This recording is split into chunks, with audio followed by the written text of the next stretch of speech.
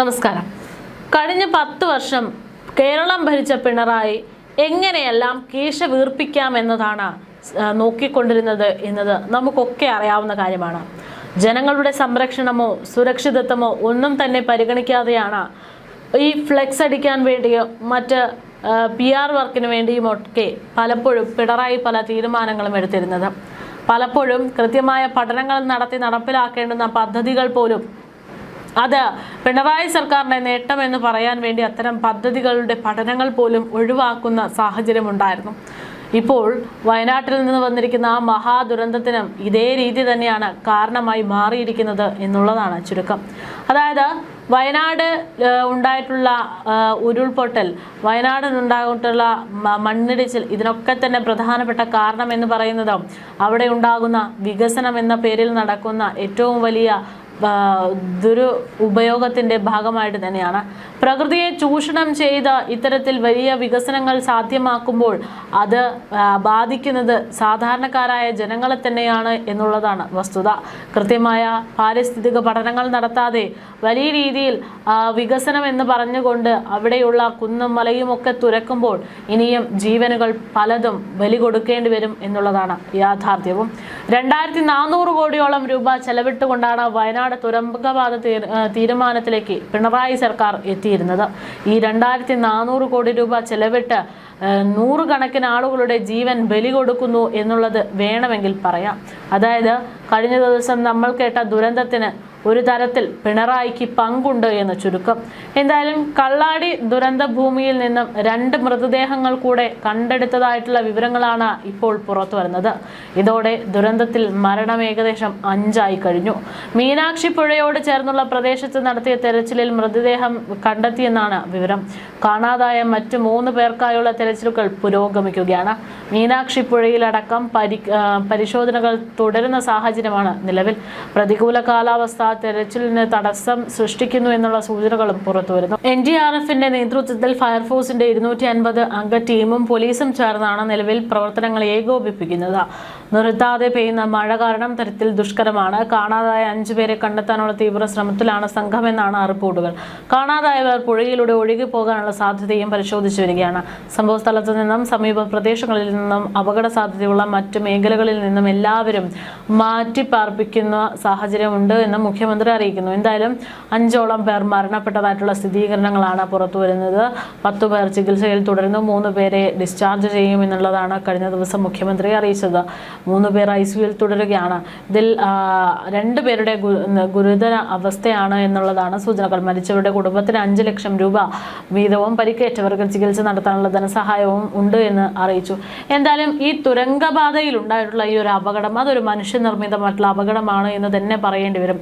കോഴിക്കോട് ജില്ലയിലെ ആനക്കാംപൊഴിയിലിനെയും വയനാട്ടിലെ മേപ്പാടിയെയും ബന്ധിപ്പിക്കുന്ന 8.2 കിലോമീറ്റർ തുരങ്കപാതയാണ് ഇത്.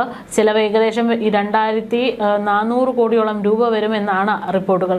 കൊങ്കൺ റെയിൽവേ കോർപ്പറേഷനാണ് ഈ പദ്ധതിയുടെ മേൽനോട്ടം വഹിക്കുന്നത്. ദിലീപ് ബിൽഡ്കോൺ എന്ന കമ്പനിയാണ് തുരങ്ക നിർമ്മാണ കരാർ നൽകിയിരിക്കുന്നത്.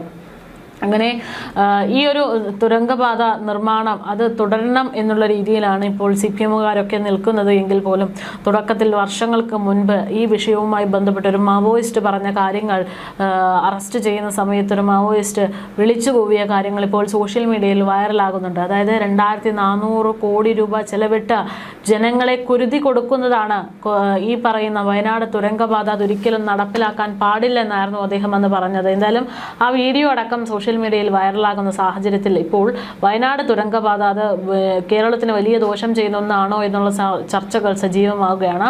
തുരങ്കപാത നിർമ്മാണം നടന്നത് വനം പരിസ്ഥിതി മന്ത്രാലയത്തിന്റെ പല നിർദ്ദേശങ്ങളും പാലിക്കാതെയാണ് എന്നുള്ള സൂചനകളും ഇപ്പോൾ പുറത്തു വന്നിട്ടുണ്ട്. മണ്ണിടിച്ചിൽ സൂചനയുണ്ടായിട്ടും കമ്പനി അത് ഗൗരവമായി എടുത്തില്ലെന്നുള്ളതാണ് അതിൽ പ്രധാനപ്പെട്ട കാര്യം.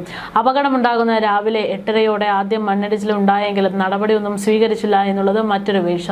മണ്ണിടിച്ചിൽ സാധ്യതയുള്ള പ്രദേശങ്ങളിലെ മാപ്പിംഗ് സൂക്ഷ്മമായി നടത്തിയിട്ടില്ല. നിലവിൽ തയ്യാറാക്കിയ മാപ്പിംഗ് അപകട മേഖല സാധാരണക്കാർക്ക് തിരിച്ചറിയാൻ പാകത്തിലുള്ളതായിരുന്നില്ല. ദുരന്ത നിവാരണ അതോറിറ്റിയുടെ നേതൃത്വത്തിലുള്ള നിരീക്ഷണത്തിൽ വീഴ്ചയുണ്ടായി എന്നുള്ളതൊക്കെയാണ് റിപ്പോർട്ടുകൾ. അപകടത്തിന്റെ കാരണം സംബന്ധിച്ച കരാർ കമ്പനിയും സർക്കാരും ആരോപണ പ്രത്യാരോപണങ്ങൾ തുടരുന്നിടെയാണ് തുരങ്കപാത നിർമ്മാണം നടന്നത് വനപരിസ്ഥിതി മന്ത്രാലയത്തിന്റെ പല നിർദ്ദേശങ്ങളും തെറ്റിച്ചുകൊണ്ടാണ് എന്നുള്ള വിവരങ്ങൾ പുറത്തുവരുന്നത്. മുൻപ് പദ്ധതിയുടെ നിർമ്മാണ പ്രവർത്തനത്തിനായി ബന്ധപ്പെട്ട് കേന്ദ്ര വനം പരിസ്ഥിതി മന്ത്രാലയം പാരിസ്ഥിതിക അനുമതി നൽകിയപ്പോൾ അതിൽ വലിയ വ്യവസ്ഥകൾ ഉണ്ടായിരുന്നു. എന്തൊക്കെ കാര്യങ്ങൾ കൃത്യമായി പാലിക്കണം എന്നതായിരുന്നു അതിൽ പറഞ്ഞിരുന്നത്. പാരിസ്ഥിതിക ദുർബല പ്രദേശമാണ് സ്ഥലമെന്നും ഇവിടെ എപ്പോൾ വേണമെങ്കിലും മണ്ണിടിച്ചിൽ ഉണ്ടാകാമെന്നുമായിരുന്നു കേന്ദ്ര വനം പരിസ്ഥിതി മന്ത്രാലയം സൂചിപ്പിച്ചത്. പ്രദേശത്ത് എപ്പോഴും നിരീക്ഷണങ്ങൾ സംവിധാനങ്ങൾ ഒരുക്കണമെന്നും മണ്ണിടിച്ചിലിന്റെ ചെറിയ മുന്നറിയിപ്പ് ലഭിച്ചാൽ പോലും ആവശ്യമായ സുരക്ഷാ നടപടികൾ അടിയന്തരമായി സ്വീകരിക്കണമെന്നുമാണ് അന്ന് പറഞ്ഞിരുന്നത്. എന്നാൽ അത്തരത്തിൽ യാതൊരു സുരക്ഷാ നടപടികളും അവിടെ ഉണ്ടായിരുന്നില്ല എന്നുള്ളതാണ് യാഥാർത്ഥ്യം. കഴിഞ്ഞ ദിവസം ഏകദേശം 11:30 ഈ നാടിന് നടക്കിയ വലിയ ദുരന്തമുണ്ടാകുന്നത്.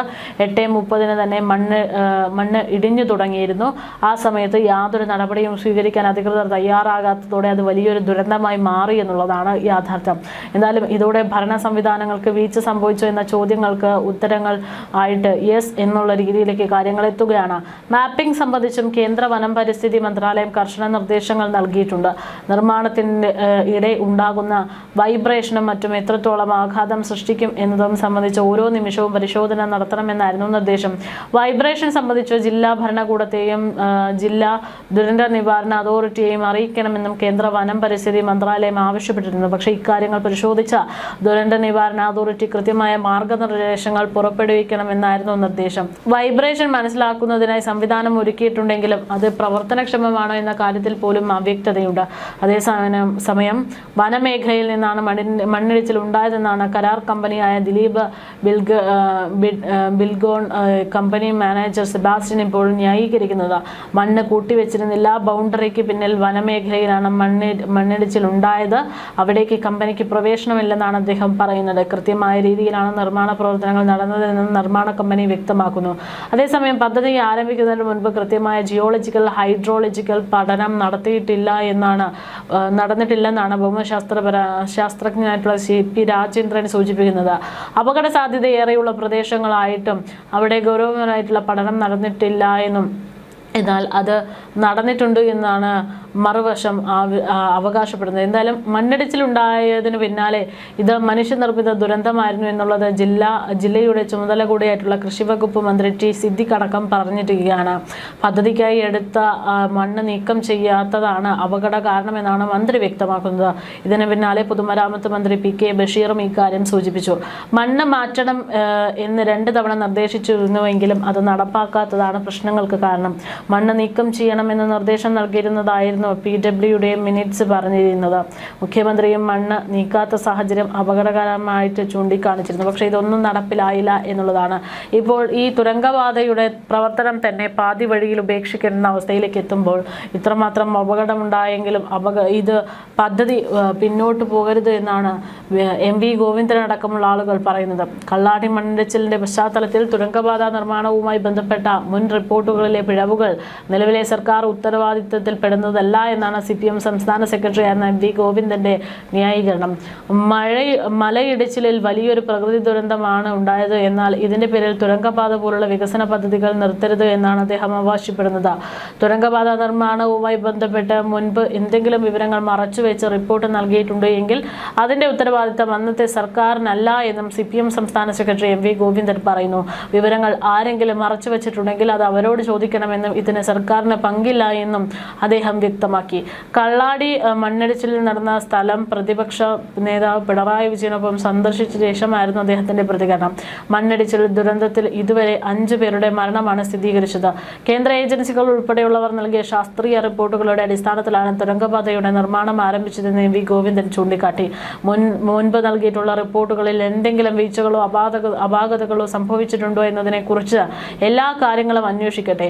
കള്ളാടിയിലുണ്ടായത് അതിശക്തമായ മലയിടിച്ചിലാണ് എന്നും മല ഒന്നാകെ ഇടിഞ്ഞ് താഴേക്ക് പതിച്ചതാണ് അപകടത്തിന് കാരണമെന്നും അദ്ദേഹം ചൂണ്ടിക്കാട്ടി.